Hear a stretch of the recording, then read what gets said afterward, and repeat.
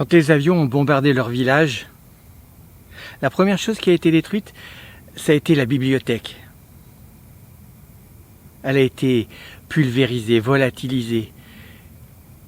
Tout a été détruit et des millions de petits morceaux de papier ont été projetés dans le ciel et sont retombés en pluie sur ce qui restait du village.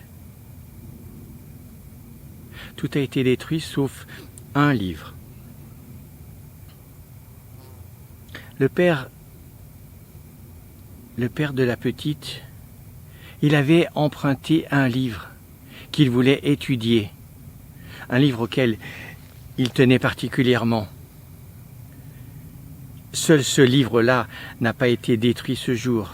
Et quand ils sont partis pour fuir le village, ils ont emporté très peu de choses, une minuscule valise, mais le père de la petite a dit « Attends, j'emporte ça aussi. » Mais pourquoi? Parce que ce livre est plus rare que des rubis. Ce livre, il est plus beau que l'argent, il est plus précieux que l'or. Il parle de notre peuple. Il a cherché une boîte en fer dans laquelle il a enveloppé le livre dans un tissu. Il a refermé soigneusement la boîte et puis ils sont partis avec tous les autres qui fuyaient.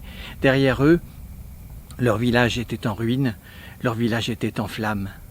Ils ont marché longtemps, s'abritant comme ils pouvaient, chaque soir, sous les broussailles pour ne pas être aperçus, à couvert des arbres, marchant parfois la nuit. Et ils ont marché longtemps.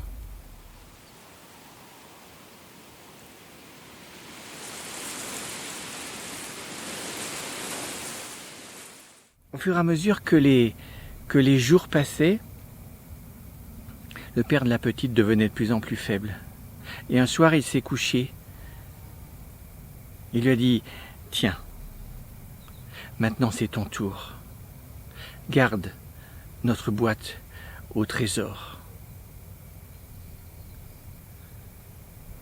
La petite lui a tenu la main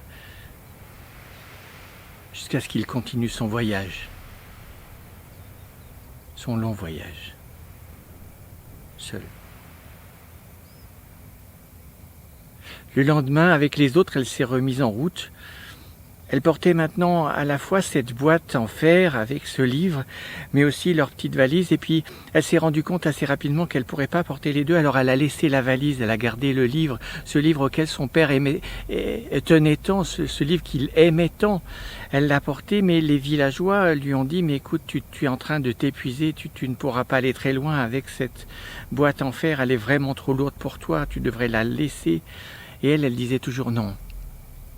Dans cette boîte, il y a un trésor. » Quel trésor?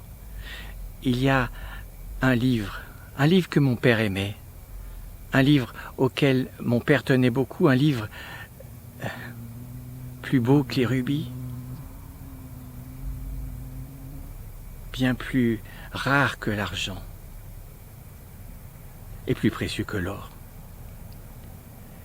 Mais elle a eu beau faire, cette boîte était lourde, très lourde. Alors un jour, à l'arrivée d'un village, elle a vu là une petite fille qui jouait près d'une maison. Il y avait là 2 arbres. Elle s'est dit « Je vais te mettre à l'abri. Je vais te mettre à l'abri. » Avec la petite fille, elle lui a expliqué ce que c'était un livre précieux entre les précieux qui parlaient de leur peuple.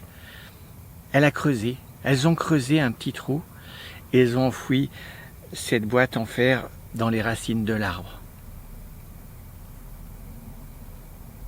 Pendant qu'elle prenait le bateau pour un autre pays, elle pensait toujours à cette boîte en fer. Elle a grandi dans cet autre pays. Elle a vécu dans cet autre pays et quand elle a eu assez de temps, assez d'argent pour revenir, elle est revenue dans cet endroit. Elle a retrouvé la maison. Elle a retrouvé les 2 arbres. Ils avaient grandi, mais ils étaient toujours là. Pas de trace de la petite fille, qui devait être maintenant une grande fille, une femme. Elle a creusé là, au bord, sous les racines, et elle a trouvé la boîte en fer. Elle l'a ouverte, le livre était toujours là, bien protégé par le vêtement dans lequel il avait été enveloppé. Il était intact. Alors elle a pris ce livre et elle est retournée dans la ville où elle avait été petite, dans la ville où elle avait vécu avec son père. Elle était allée à la bibliothèque, une bibliothèque toute neuve. Elle est rentrée dans la bibliothèque et là, sur une étagère, elle a replacé le livre. Le livre plus rare que les rubis, le livre plus précieux que l'or, le livre plus rare que l'argent. Ce livre qui parlait d'eux, ce livre qui parlait de leur peuple, elle l'a replacé là, pour qu'il soit lu à nouveau,